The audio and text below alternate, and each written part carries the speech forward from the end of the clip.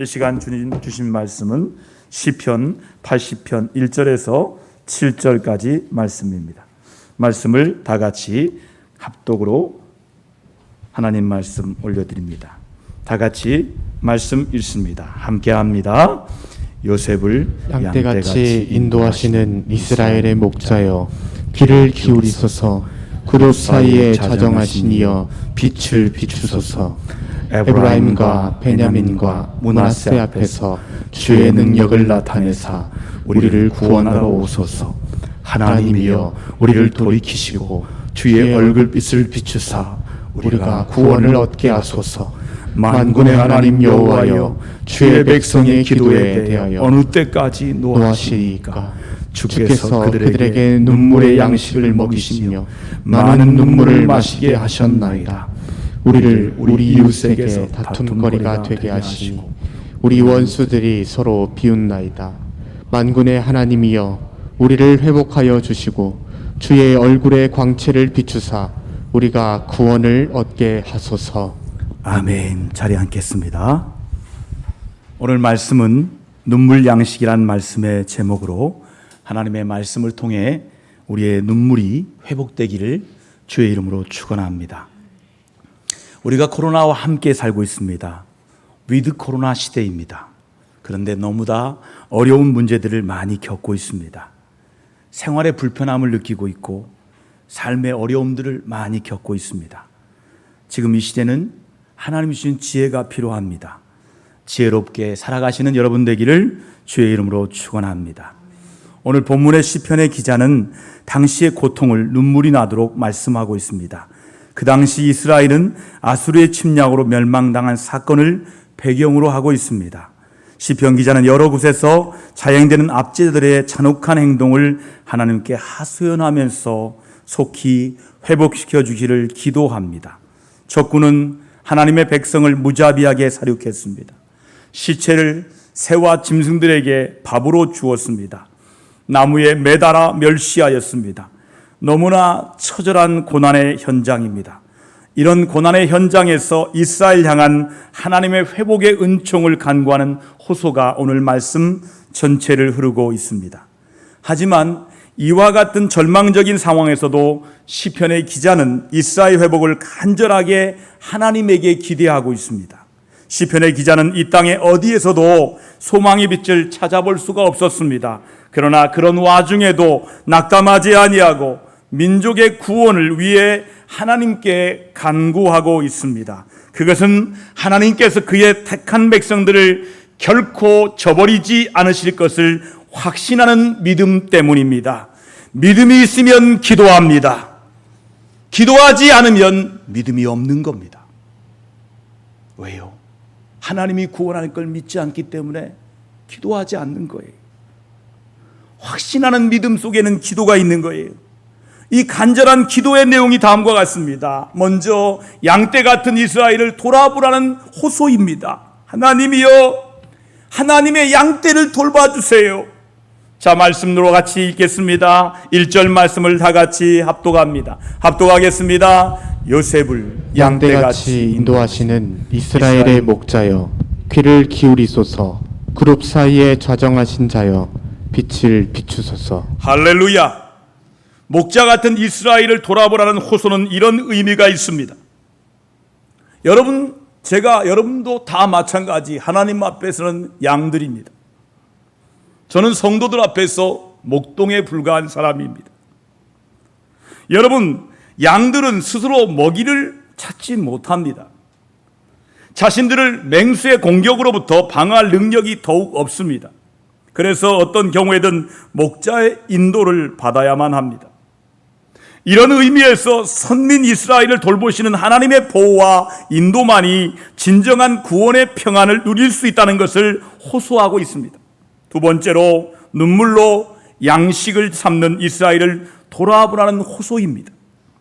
이스라엘 민족이 처해 있는 비참한 상황을 토로하는 말씀입니다. 본문의 말씀을 같이 읽습니다. 함께 읽습니다. 주께서 저희를 눈물 양식으로 먹이시며 다량의 눈물을 마시게 하셨나이다. 세번역 성경으로 읽었습니다. 눈물 양식이란 무엇일까요? 고난과 슬픔의 날들을 상징할 때 사용하는 표현의 말이 눈물 양식입니다. 시편 기자는 하나님께서 주의 백성들을 대적들의 손에 붙임으로 저들이 고난과 슬픔을 못 이겨 눈물을 흘리기를 밥 먹듯 하는 것을 표현합니다. 이런 고난 속에서 하나님의 구원을 호소하는 것입니다. 마지막으로 포도나무와 같은 이스라엘을 돌아보라는 호소입니다. 본문 말씀을 같이 읽습니다. 함께 합니다. 8절입니다. 주께서 한 포도나무를 애굽에서 가져다가 열방을 쫓아내시고 이를 심으셨나이다 말씀하십니다. 하나님은 포도나무를 애굽에서 가져다가 가나안에 심으셨어요. 이것은 하나님께서 애굽에서 모세를 통하여 히브리 민족을 구원하심을 말씀하고 있는 말씀인 것입니다. 이렇게 선택받은 이스라엘이 지금 아수르에게 침공을 당하여 너무나 고통 가운데 있음을 말하고 있는 것입니다. 그런데 이런 고난 속에서 기도를 해도 응답이 없습니다. 이웃에게 다툼거리가 되었습니다. 원수들이 비웃었습니다. 하나님을 믿는 사람들이 저렇게 고난을 당할 수 있느냐 소리를 하는 것입니다. 너무나 답답하여 죽고 싶을 정도로 고난의 깊은 수렁에 허우적거리고 있는 모습이 오늘 본문의 말씀의 내용입니다.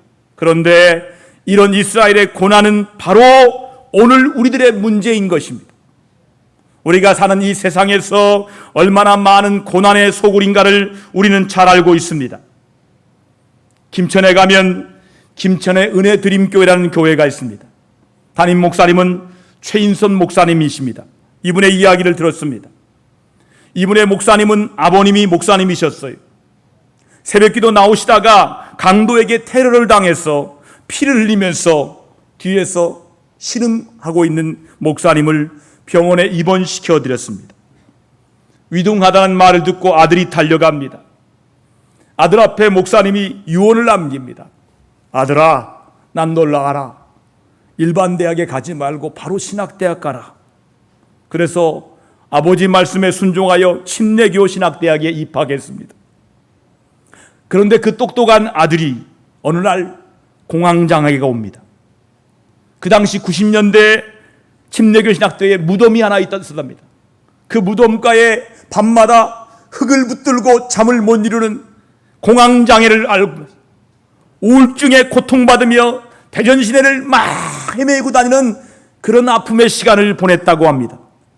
근데 그 이유가 자신의 교만 때문이라는 거죠.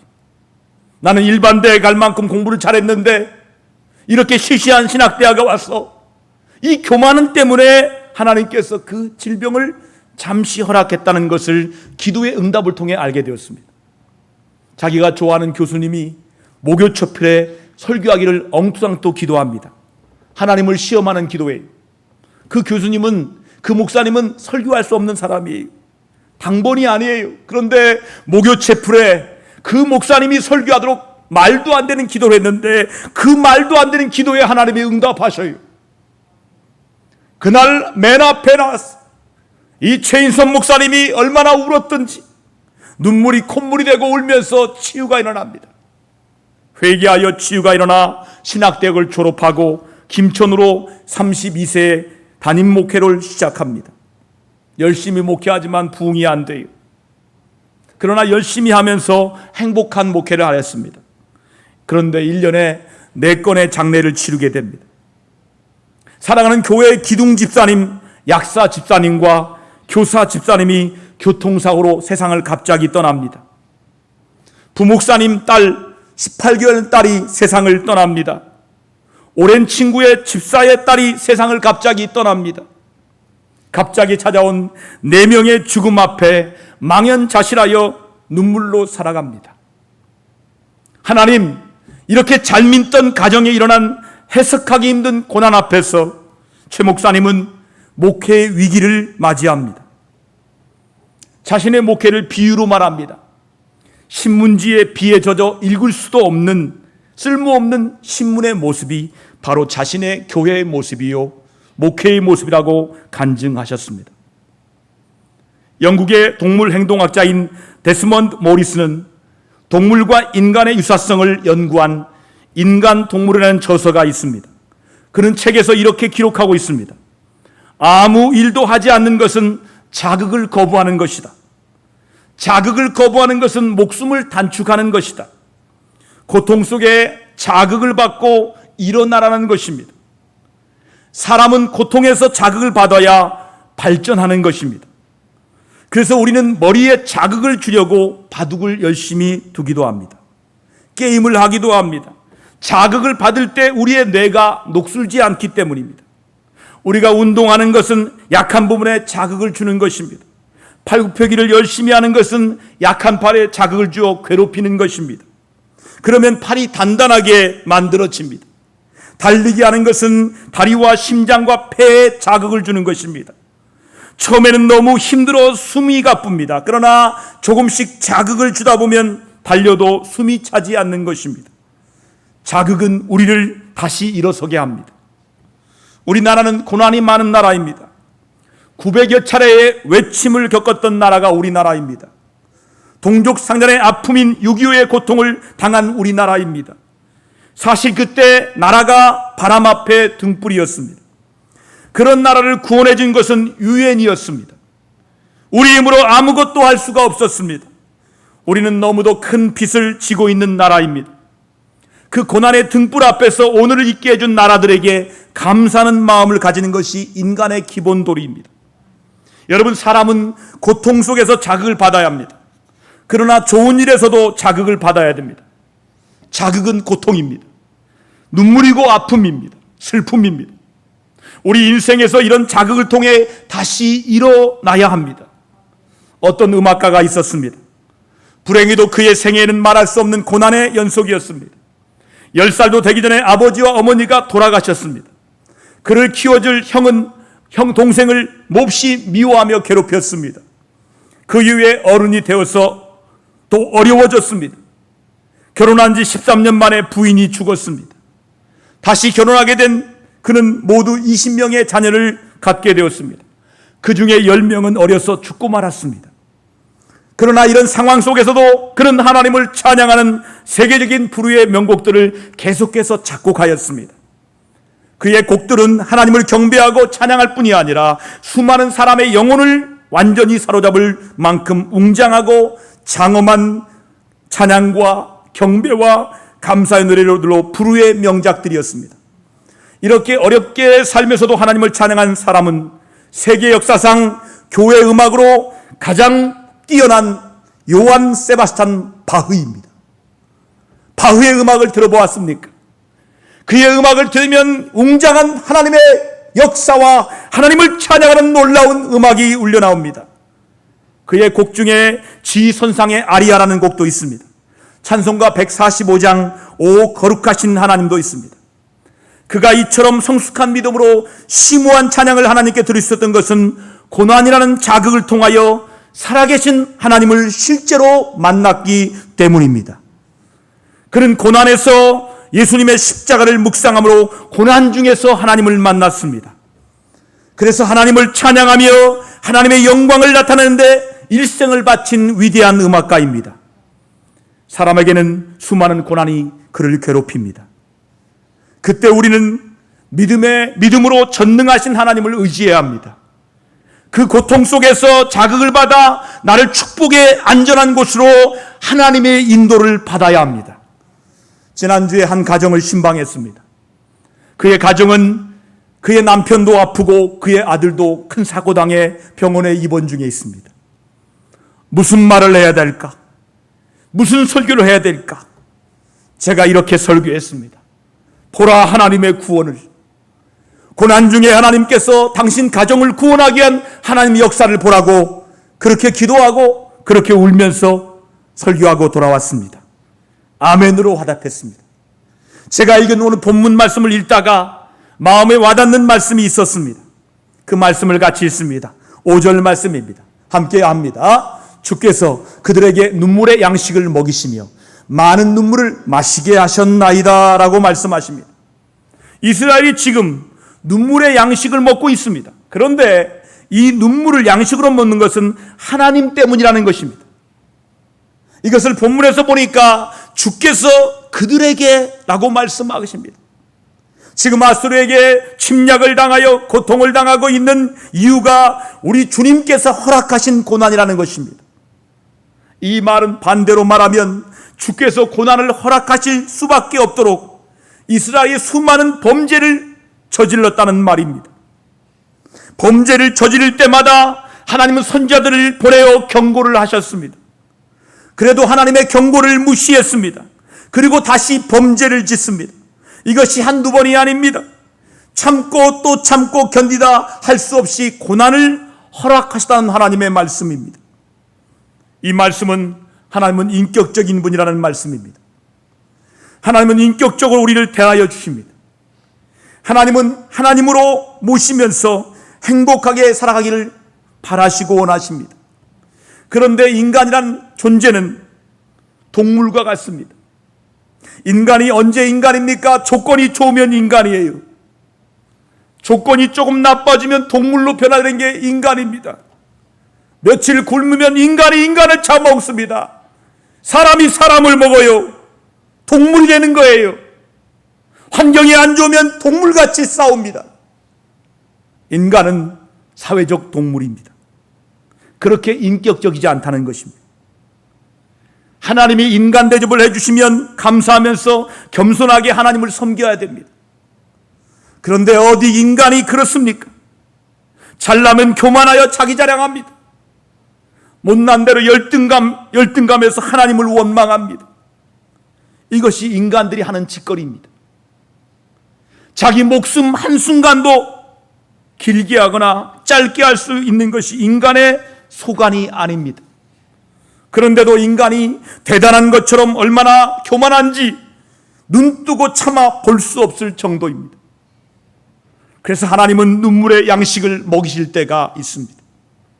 하나님께서 눈물의 양식을 먹이시는 것은 하나님의 사람이 되게 하시기 위해서입니다. 하나님의 자녀로 온전하게 살아가도록 하기 위해서입니다. 믿음의 사람이 되게 하시기 위해서입니다. 비록 땅에 살지만 하늘의 사람이 되게 하기 위해서입니다. 죽으라고 때리고 이웃집 아저씨의 화난 몽둥이가 아닙니다. 잘 되라고 때리는 어머니의 눈물의 회초리입니다. 본문에서 말하는 눈물의 양식을 다음과 같이 생각해 볼 수 있습니다. 첫째는 눈물은 고난에서 흐르는 눈물을 말씀합니다. 고난이 너무나 심해서 눈물이 많이 흐르는 것을 말합니다. 눈물을 너무 많이 흘려서 하루 3번 밥을 먹어야 사는 것처럼 눈물이 밥이 되었다는 것을 말합니다. 눈물이 없이는 살 수 없다는 것을 말합니다. 그만큼 고난 가운데 있다는 것을 말합니다. 두 번째, 눈물은 회개를 말합니다. 사람이 자기 잘못을 회개할 때 정말 눈물을 흘립니다. 눈물이 없는 회개는 진정한 회개가 아닙니다. 회개는 성도가 반드시 먹어야 할 눈물 양식 가운데 하나입니다. 예수님을 부인했던 베드로 얼마나 당당했습니까? 예수님과 함께 고난당하겠습니다. 예수님과 함께 죽겠습니다. 난 절대로 부인하지 않겠습니다. 그렇게 말했던 베드로가 내가 닭이 울기 전에 나를 3번 부인하리라 말씀하신 대로 예수님을 부인합니다. 이 부인했던 베드로가 닭이 울 때 예수님 말씀이 생각나서 밖에 나가 통곡하며 회개했습니다. 여러분은 하나님 앞에 순수한 회개의 눈물 양식을 먹으시기를 바랍니다. 세 번째, 눈물은 진실한 기도를 말합니다. 우리가 진실하게 기도할 때 눈물을 흘리지 않을 수 없어요. 진실한 기도 안엔 눈물의 양식이 들어있어요. 한나가 아들을 낳지 못할 때 매일매일 성전에 올라와서 하나님 앞에 눈물로 기도했습니다. 그래서 사무엘은 내 아들이 아니에요. 히스기야는 병들어 죽게 되었을 때 벽을 향하여 여호와 앞에 울었습니다. 여러분, 성도의 기도는 눈물 양식입니다. 우리는 눈물의 양식이 되는 기도를 먹어야 합니다. 네 번째, 눈물은 결단과 각오를 말합니다. 사람이 너무나 큰 고난을 당합니다. 절망도 합니다. 낙심도 합니다. 심지어 죽을까 하는 부정적인 생각을 하기도 합니다. 그러다가 어느 날 도전하시는 하나님의 음성을 듣습니다. 그때 사람은 새로운 각오를 합니다. 혼자 눈물을 흘리면서 주먹을 불끈쥐게 됩니다. 나는 하나님의 사람이야? 이런 것 가지고 이렇게 낙심하는 것은 믿음의 사람이 아니야. 하나님과 함께 다시 한번 일어날 거야. 하나님은 항상 나의 편이야. 하나님은 나를 실망시킨 적이 한 번도 없어. 나는 전능하신 하나님을 바라보며 일어날 거야 하면서 눈물을 흘리면서 새로운 출발을 다짐합니다. 시편 기자가 눈물이 양식이 되어 노래한 것은 이런 여러 가지 의미가 담겨 있습니다. 이런 영적인 것이 순수하게 담겨 있을 때 그 눈물이 여호와 하나님 앞에 상달하는 영적인 눈물이 됨을 믿으시기 바랍니다.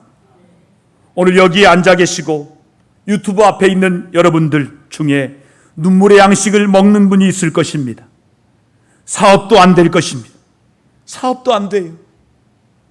자식은 왜 그렇게 속을 썩이는지 말할 수가 없을 정도입니다. 심지어 남편까지 눈물의 양식을 먹게 합니다.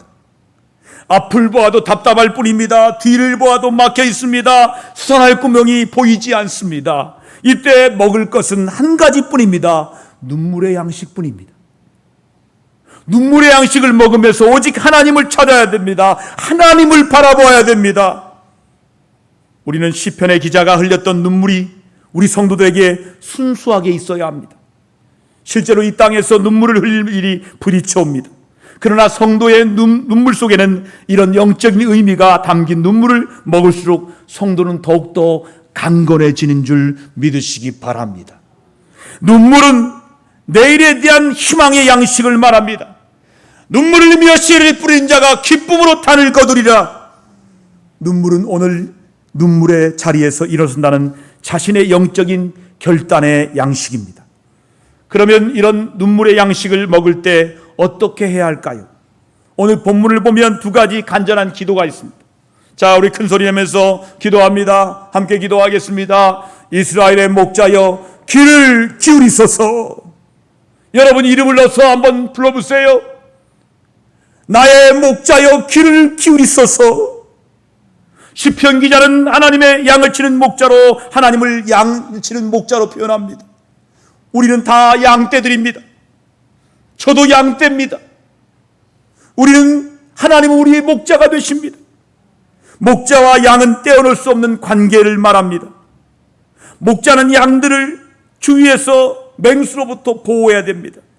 그리고 양들은 목자의 시에 따라 순종에만 살 수가 있는 관계입니다. 이런 목자이신 하나님은 그의 양떼들은 성도들을 인도하시며 보호하시는 분이십니다. 이 세상에서 가장 큰 행복은 목자가 되시는 하나님의 보호하심을 받는 것입니다. 그래서 시편 기자는 하나님을 목자라고 말하며 정말 간절하게 귀를 기울여달라고 호소하는 것입니다. 우리 함께 외쳐보겠습니다. 나의 목자여 귀를 기울이소서. 두 번째 기도는 이렇습니다. 함께 기도합니다. 그룹 사이에 좌정하신 이여 빛을 비추소서. 빛을 비추소서 기도합니다. 준엄하시고 높으신 하나님께서 밝은 빛을 비추어 달라는 호소입니다. 우리가 사는 세상은 너무나 죄악이 가득하여 어둡기 때문입니다. 이런 어두운 세상에 참빛 되신 하나님께 밝은 빛을 비추어 달라고 기도하는 것입니다. 하나님, 내 어두운 마음에 빛을 비춰주세요. 하나님, 우리 가정에 빛을 비춰주세요. 하나님, 우리 교회에 빛을 비춰주세요. 밝은 빛이신 하나님이 오실 때 무엇이 어둠이고 무엇이 밝은 것인가를 확실하게 알 수 있기 때문입니다. 그래서 진정한 평안과 행복이 무엇인가를 알고 바른 삶을 살아갈 수 있기 때문입니다. 그래서 우리는 정말로 기도해야 돼요. 간절히 기도해야 돼요. 그것도 주세요라고 하는 기도를 넘어서 진정으로 참회의 기도를 해야 돼요. 진정으로 회개의 기도를 해야 돼요. 우리의 잘못을 회개하는 기도를 해야 돼요. 응답받을 때까지 눈물로 기도해야 됩니다. 오늘 본문의 말씀을 보면 기도의 응답이 더딘 것 같습니다. 본문 같이 읽습니다. 만군의 여호와 4절입니다. 같이 읽습니다. 만군의 여호와 주의 백성의 기도에 대하여 어느 때까지 노하시리까 말씀하고 있습니다. 이것을 볼 때 우리가 드리는 참회 기도는 힘들지만 계속해서 인내하면서 끝까지 기도해야 돼요. 용서하실 때까지, 나를 받으실 때까지 계속 인내하면서 참회하면서 기도해야 돼요. 마치 쉬지 말고 기도하라는 말씀하신 것처럼 어떤 경우에도 기도하는 것을 쉬지 말고 해야 됩니다. 하나님께서 눈물을 양식으로 삼으시면서 우리에게 바라는 것이 무엇일까요? 한 가지입니다. 회개하는 것입니다. 진심으로 하나님께 돌아오는 것입니다. 하나님을 하나님으로 바르게 섬기는 것입니다. 이것을 하나님이 원하십니다. 여러분 궁금하시죠? 1년 동안 사랑하는 두 분의 집사님들의 장례와 어린 두 자녀의 어린 두 아이의 장례식을 4번 집례했던 김천 은혜 드림교회 최인선 목사님은 그 이후에 계속해서 목회를 하실 수가 있었겠습니까? 그 주위에 많은 교회가 말합니다. 그 교회 망했어. 그 목사님 이제 목회 못해라고 말했습니다. 그 이후에 은혜 드림교회 생긴 일을 새롭게 하셔서 이렇게 간증합니다. 새롭게 하셔를 보세요. 사고당한 교인들이 가정 속에 임한 하나님의 은혜를 이렇게 간증했습니다. 먼저 신실한 약사 부인 집사님은 장례 후에 새가족 위원장으로 계속 나오셔서 눈물로 새가족 성경을 찾아 새가족을 섬기는 모습을 보여주었습니다. 성도들이 울면서 말합니다. 저런 상황에서도 저렇게 섬기시다니. 먼저 가신 교사 부인 집사님은 여전히 예배 시간에 나오셔서 아이들을 돌아보는 돌봄의 사역을 계속하고 섬겼어요. 애들이 울면 나가서 같이 울면서 애들을 달랬어요. 그의 부모들이 감동합니다. 어떻게 저 집사님은 저렇게 살 수 있을까? 부목사님은 어린 딸 장례 후에 목양실에 찾아와서 진실로 감사한 일을 고백합니다. 목사님, 제가 10년 사역하면서 너무 감사했어요. 이제 감사로 계속해서 동역하고 계십니다. 마지막으로 어린 딸, 그 딸은 목사님 흉내를 많이 냈대요. 목사님처럼 설교하고 목사 놀이를 했대요. 갑자기 천국에 보낸 친구 가정, 그 가정에는 그 딸이 남긴 노래를 부릅니다. 주님 다시 오실 때까지 나는 이 길을 가리라 찬양하면서 오직 재림의 주님을 기다리는 신실한 신앙으로 교회의 섬김 자리를 굳건히 지키고 있습니다. 결국 은혜 드림교회는 고난의 눈물을 겪고 놀라운 성장과 부흥으로 지금도 하나님께 은혜 드림교회로 마지막 고난의 시대를 주님의 은혜로 살아가고 있습니다. 이번 안식월에 찾아가 뵈려고 합니다. 그리고 그 앞 부둥켜 안고 목사와 목사가 같이 끌어안고 울어보려고 합니다. 이 고난의 와중에도 주시는 주님의 음성을 듣고 순종하는 교회로 새롭게 지금도 성장하고 있답니다. 오늘도 눈물 양식을 먹고 계신 분이 있으십니까? 다시 한번 용기의 두 주먹을 불끈쥐면서 기도의 사람 되시기를 바랍니다. 잘못한 것이 있으면 회개하시기 바랍니다. 그러면 하나님은 밝은 빛으로 인도하실 줄 믿습니다. 결국 하나님은 우리들을 구원의 길로 인도하실 것을 굳게 믿으시기를 축원드립니다. 우리 함께 1분간 기도하실 때 우리의 눈물 양식이 기도가 되게 해달라고, 구원의 길로 인도하는 주님을 바라보게 해달라고 우리 함께 1분간 기도합니다. 각 가정에서도 기도하겠습니다. 주여 하나님 아버지, 오늘 말씀을 통하여 우리의 눈물 양식이 기도가 되기 원합니다. 우리의 눈물 양식을 먹고 기도의 사람 되기 원합니다. 잘못한 것이 있으면 회개하기 원합니다. 하나님의 밝은 빛으로 인도받게 하시고 구원의 길로 인도받는 성도들로 성장하고 자라도록 축복하여 주옵소서. 하나님 아버지, 정말 살기 힘들어요. 정말 어려워서 눈물로 양식을 삼고 있어요. 그러나 오늘 말씀대로 눈물 양식을 먹는 성도들로 기도하게 하여 주옵소서. 기도하되 회개 기도하게 하여 주시고 밝은 그로 인도할 구원의 주님을 바라보며 기도하여 성장하고 구원받게 하여 주시옵소서. 우리 주 예수님의 이름으로 감사하며 간절히 기도드리옵나이다. 아멘.